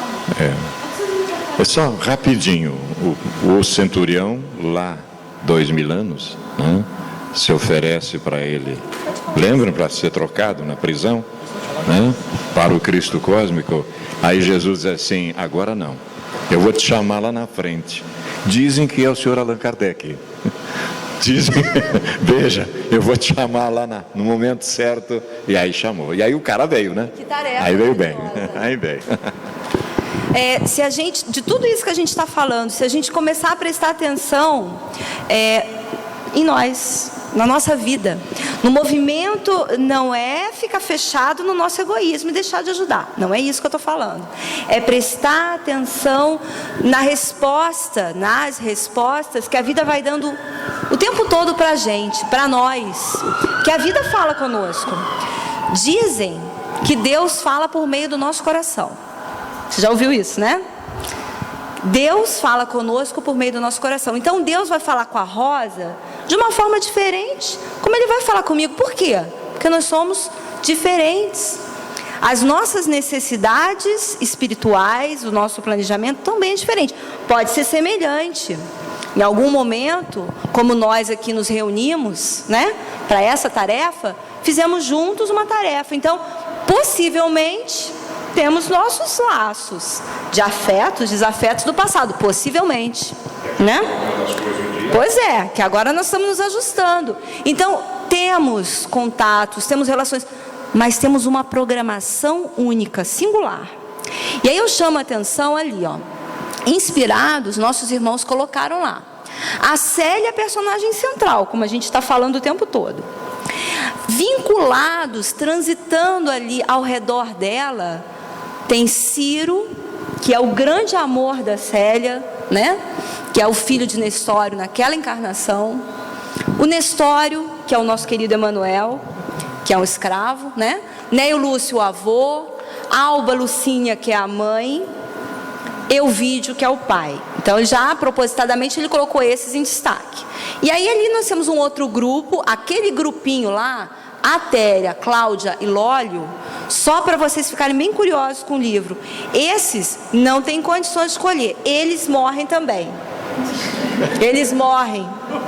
E eles não podem escolher. Eles não podem escolher. Eles são escolhidos. Eles chegam lá numa condição, vou falar para vocês, ó, complicada. Aquela senhora Cláudia, ela tem uma inteligência e uma perspicácia que é o talento dela. Ela arma uma trama. Eu acredito que agora ela já deu uma ajustada. Então está fazendo umas coisinhas melhor. Mas ela era danada, articulava. Ela estava muito próxima de Adriano, que era o César da época. Ela conseguia, inclusive, manipular o Adriano. Então, imagina o poder dessa senhora, né? Aham. Ela foi capaz, quando eu li de novo, ela foi capaz de segurar, isso está no livro, não sou eu que estou inventando, de segurar o sangue dentro das suas artérias cortadas. Eu também reli isso. Ela morreu, né? Ela morre. Oh, isso. E aí, então, ela... É o Silano. Ela, Silano. A parte da Cláudia? Poder na mente dela, porque ela já estava com os pulsos cortados, mas ainda queria articular. Ela conseguiu segurar o sangue dentro das suas artérias para que ele não jorrasse. Todo mundo ficou olhando aqui os pulsos cortados. Sem entender? Sem entender por que não sangrava. Assim que ela fez toda a trama, que eu não vou contar Não conta, para ficarem curiosos. Assim que ela fez toda a trama, o sangue começou a jorrar e molhar toda aquela tapeçaria da época.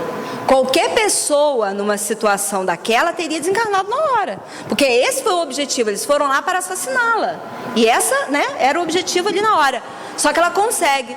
Então foi muito bem lembrado, Ariana, muito bem lembrado, para a gente ver do que nós somos capazes. Como a gente vai direcionar, canalizar os nossos talentos, está na mão de cada um de nós. Eu não posso manipular os talentos do seu Celso, mas eu posso, como Fernanda, manipular os meus. Cada um de nós tem poder sobre os nossos pequenos talentos. E ninguém nasce desprovido sem isso. Então a Célia, voltando para o quadro, com as atitudes dela, ela vai crescendo ao longo da trama, ao longo da história.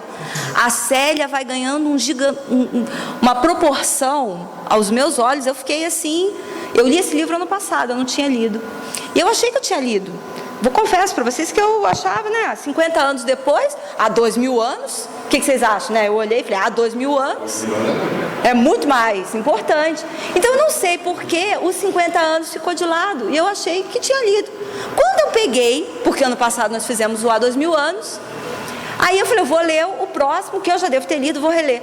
Quando eu peguei, eu falei, eu não li.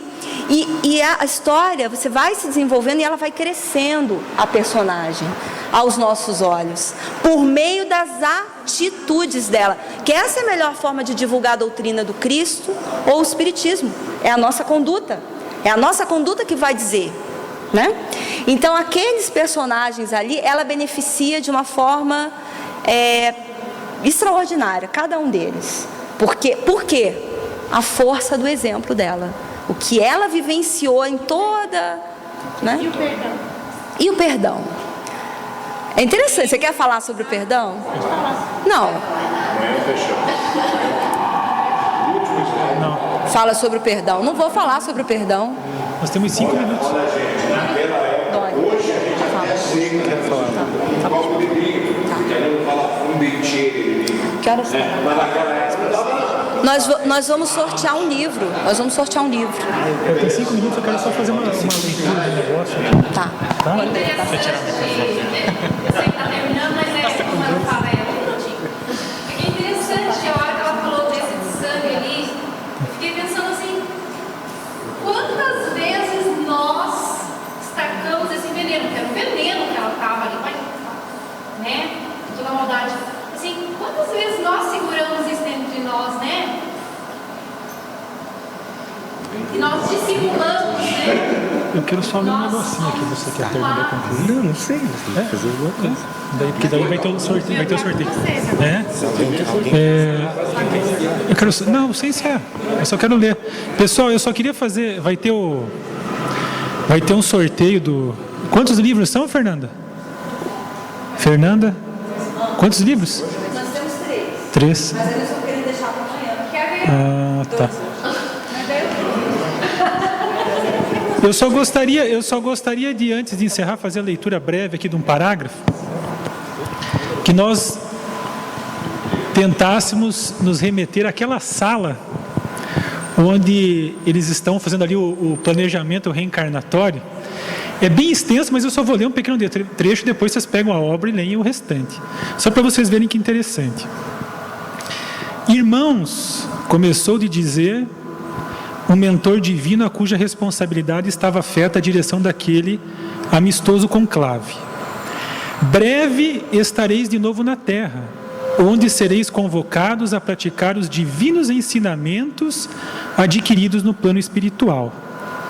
Agradeçamos a misericórdia do Senhor, que nos concede as preciosas oportunidades do trabalho a favor de nossa própria redenção, em marcha incessante para o amor e para a sabedoria. Vós que partis, amai a luta redentora, como se deve amar uma alvorada divina. Aqui, sob a luz da bondade infinita do Cordeiro de Deus, a alma egressa do mundo pode descansar as suas profundas mágoas. Os corações ulcerados se retemperam junto à fonte inesgotável do consolo evangélico. Mas Acima de nossas frontes há um reino de amor perene e de paz inolvidável, que necessitamos conquistar com os mais altos valores da consciência. Adquiristes aqui os mais elevados conhecimentos em matéria de sabedoria e amor. Experimentastes o bafejo de sublimes consolações, como somente poderá senti-las o espírito liberto das sombras e angústias materiais. Observastes a beleza e aventura que aguardam no infinito as almas redimidas. Todavia, é necessário regressardes à carne, a fim de poderdes experimentar o valor do vosso aprendizado. É na terra, escola dolorosa e bendita da alma, que se desdobra o campo imenso de nossas realizações. Os erros de outrora devem ser reparados lá mesmo, entre as suas sombras angustiosas e espessas. Enquanto se reparam na sua superfície os desvios das épocas remotas, faz-se mistério aplicar nas suas estradas sombrias os ensinamentos recebidos do alto, em virtude do acréscimo de misericórdia de Jesus, que não nos desampara, e por aí vai, né? Então, só para dar um gostinho de inspiração. No mundo, na esfera física, só tereis aflições. Lembram? Mas tende bom ânimo, porque eu venci o mundo. Ele é guia e modelo. Então é possível. O que o livro dos Espíritos nos diz, que o que nós não estamos tendo neste momento é vontade. Vontade. Meus queridos companheiros, depois do encerramento que o André e o Vanim fizeram, a gente não vai mais fazer nenhum comentário. Bateu pontualmente 18h30, mas vocês estão de parabéns, viu? E assim, nós gostaríamos muito de agradecer a presença de vocês. Foi muito importante. A gente sabe, a gente não se ilude, a gente sabia que esta reunião aqui não seria para multidões. A gente também nem sequer tem pretensão de reunir multidões, porque somos trabalhadores ainda muito limitados. Mas eu gostaria de dizer para vocês que esse trabalho foi feito assim com muito carinho, apesar de ser singelo, mas feito com muito carinho. E essas pessoas que estão aqui hoje não tiveram tempo hábil para se reunir nenhuma vez. Foi tudo com a Fernanda puxando a orelha da gente por e-mail. E eu, muito brabo, respondia do outro lado. Era só nós dois que... E saiu esse encontro aqui, que foi feito de coração para coração. Porque nosso objetivo não é vir aqui para dar aula, para falar e para expor e explorar esta obra, porque a gente não chegou nem perto do que ela tem para oferecer. Eu tenho certeza que outras pessoas fariam muito mais com este livro, não tenho dúvida disso. Mas foi feito de coração para coração, porque estas obras... Eu, particularmente, agora falando das obras, os romances históricos do Emmanuel, realmente falam fundo ao nosso coração. Então, é para isso que a gente fez assim, essa reunião. Um contraponto àquilo que o mundo tem nos oferecido, que a gente já não aceita mais. A gente prefere se reunir com poucos e muito bons amigos para falar de Jesus. Então, o nosso muito obrigado a todos vocês. E... quebrando completamente o nosso protocolo, que nem era um grande protocolo, mas já quebrando ele a pedidos da nossa futura mamãe ali, nós vamos então, aqui mesmo, antes de dar a palavra para a Loreni, que vai fazer o encerramento e algumas orientações.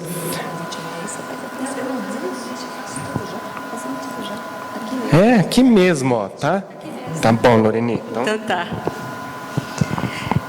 é que amanhã nós teremos 4 pontos de vista a respeito dessa obra. Vai ser um pouco diferente a dinâmica. Acho que vocês não devem perder o capítulo de amanhã. Nós teremos o Vanin, que vai falar sobre a Célia, um coração sublime, uma luz acesa na estrada dos amargurados e sofredores.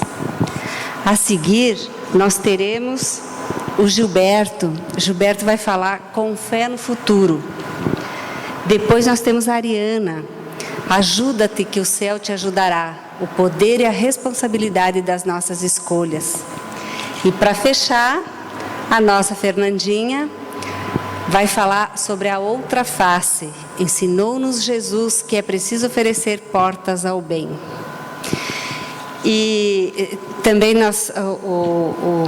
o Eloy já agradeceu, mas eu vou reforçar o agradecimento, a presença de vocês, encarnados e dos desencarnados também. Agradecemos ao pessoal do SEAC que nos recebeu aqui.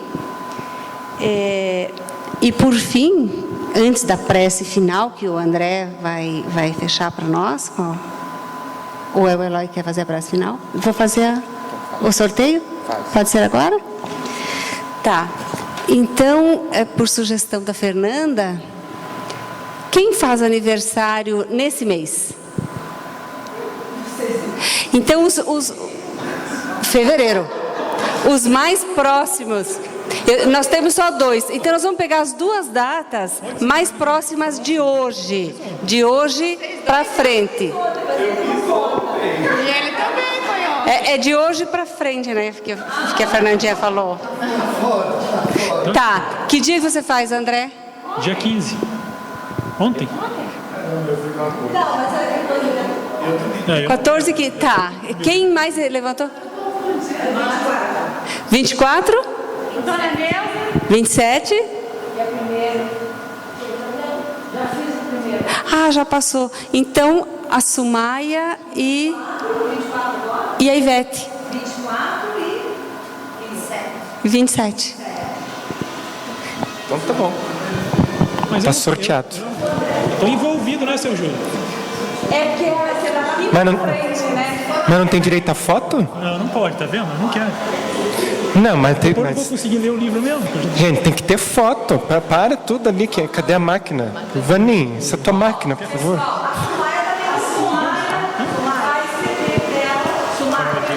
Você não conta, você tem que entender o que dia 20 de abril. É um hoje, mas Ué, ninguém mais faz aniversário, eu faço 6. Eu faço em janeiro. Faço em janeiro. Tá logo aí.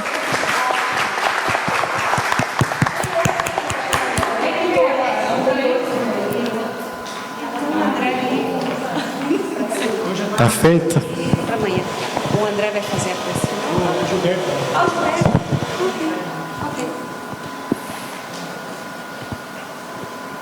Mestre Jesus, agradecemos por esse momento ímpar em nossas existências,